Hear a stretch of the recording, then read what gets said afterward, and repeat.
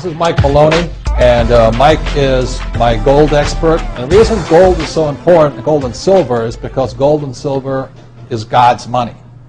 It's money made by God.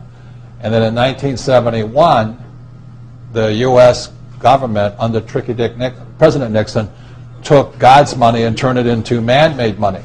Never in the history of the world, this is the thing, never in the history of the world has this ever happened.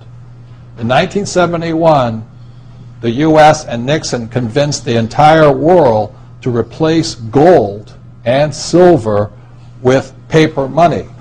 This stuff. Cash is trash. So the reason we have so much volatility in the world today is historically, since the time of the Romans and the Greeks and the French and the English and the Germans, every time they have taken God's money, like silver here, and replaced it with man-made money, there's been economic volatility.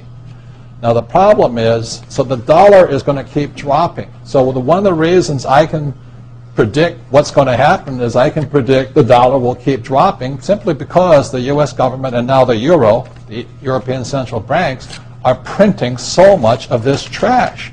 So you'll see gold going up in price, oil going up in price, real estate going up in price, because this is trash. So that's what happened in 1971, has happened throughout history. And the reason this current election doesn't make any difference is the only person they can put this back in place is a strong, charismatic leader. People like Julius Caesar, Napoleon. That's why they were such great leaders, was they actually replaced this with this.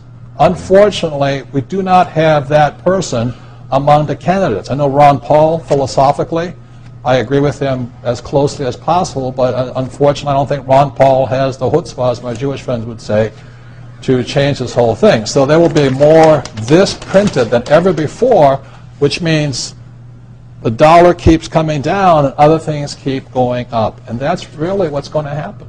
It's predictable. And eventually this will go to its true worth, zero.